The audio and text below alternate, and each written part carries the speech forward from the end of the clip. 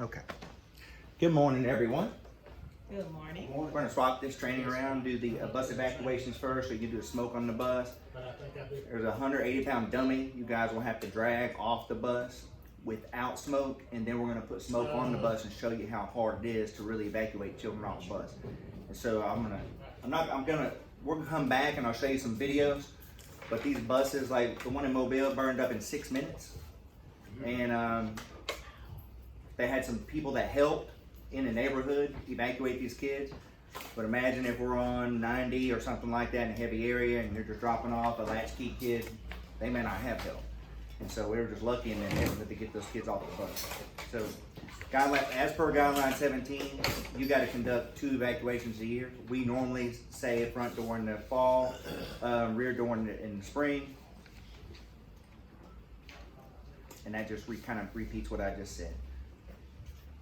When we do bus accidents, we have a sticker on every bus. We noticed a few years ago that the drivers didn't know what to do. They sometimes go in panic mode. Well, they still go in panic mode, even though we try to remind them about the sticker. So we had a bus rear-end somebody in Spanish Fort earlier this year, and the lady just lost her brain. She didn't know what to do, and it just happened. So we put this on the bus, check ranger students, call 911.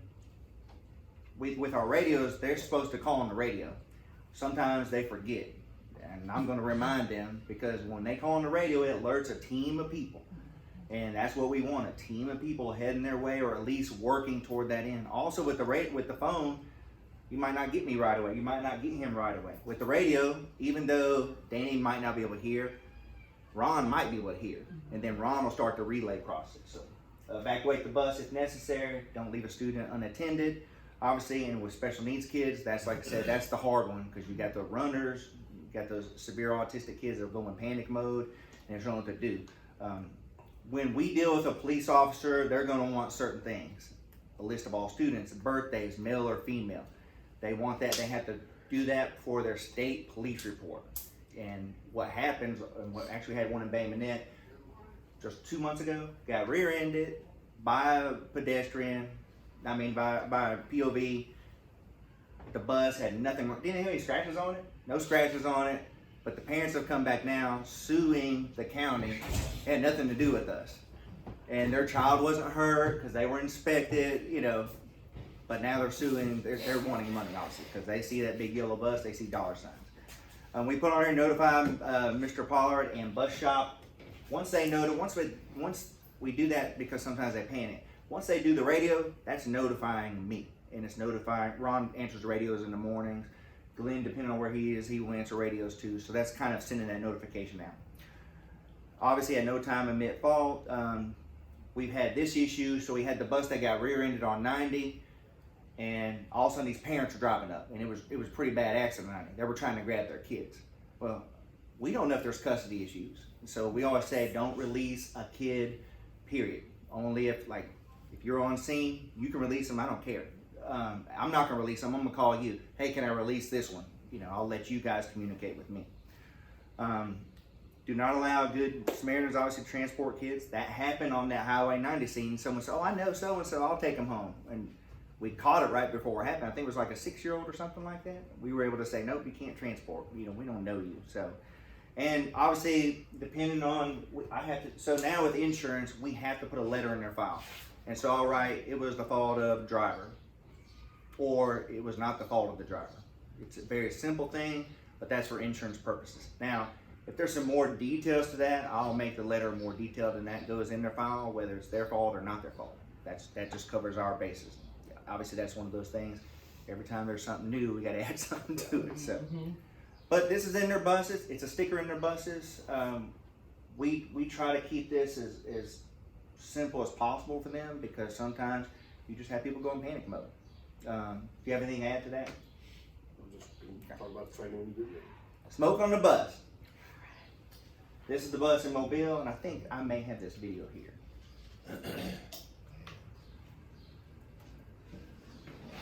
Do you have something to add to this? This is the one in Mobile. Yeah, the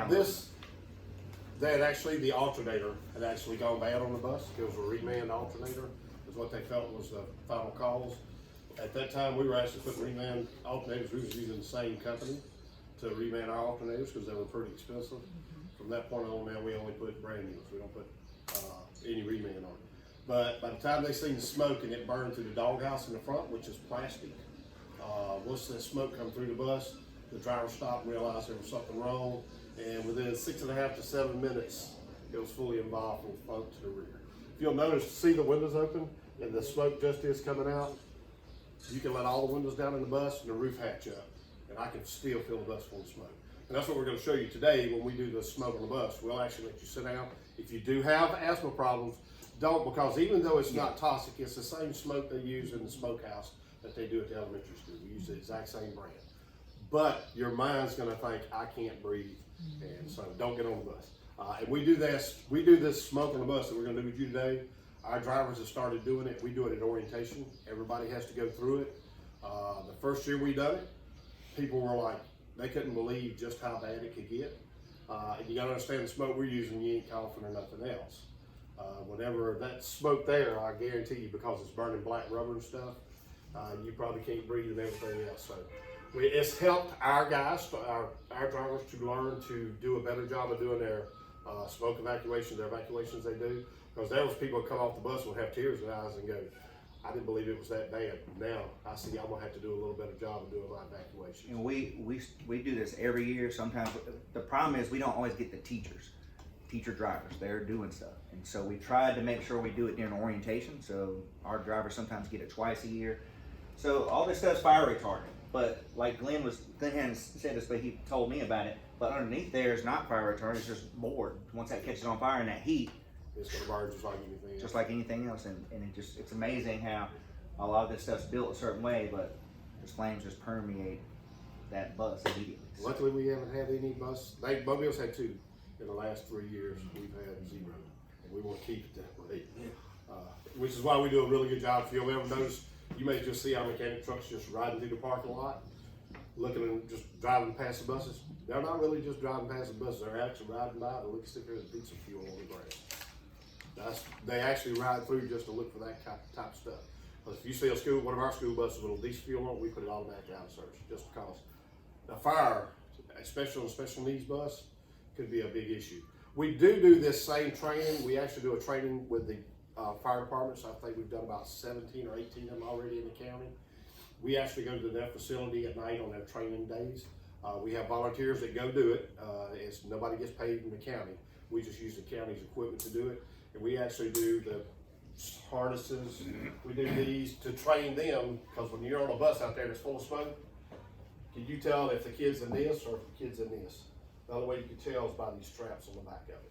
So we train them where to cut them at and everything else. We actually fill the bus full of smoke. It's about a 3.5 hour class that we actually do with them, and we actually do fill it with smoke. So you'll see today, it's kind of an eye-opening experience.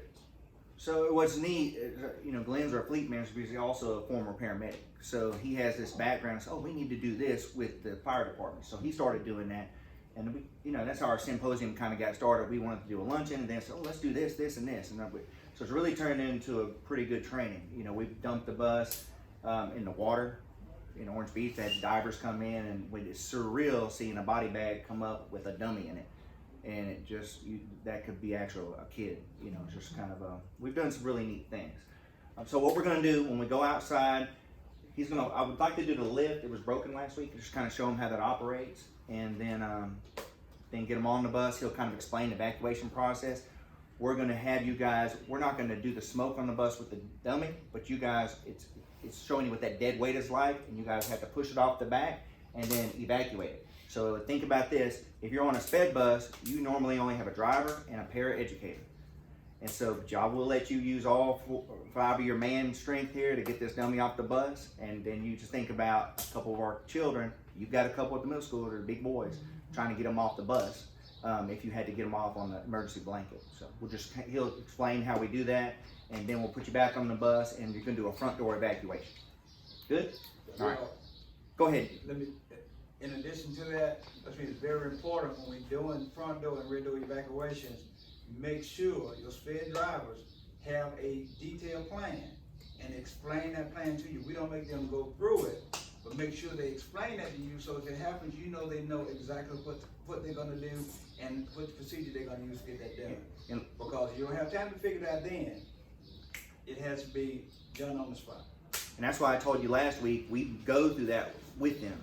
They have to come up with a plan with the para and the driver, say, what's our evacuation plan? Who comes off first, who comes up? So when you guys meet with them, obviously, you don't wanna do an evacuation with a kid that can't be evacuated. It's gonna cause you grief for the remainder of the day.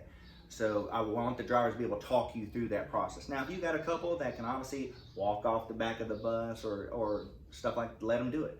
But I don't want to put any child in a panic mode when we don't have to. So when you're doing your bus evacuations, the driver's supposed to be able to talk you through their plan. So on a sped bus. Okay, y'all ready? All right, we're gonna go outside and I'll film that outside as well.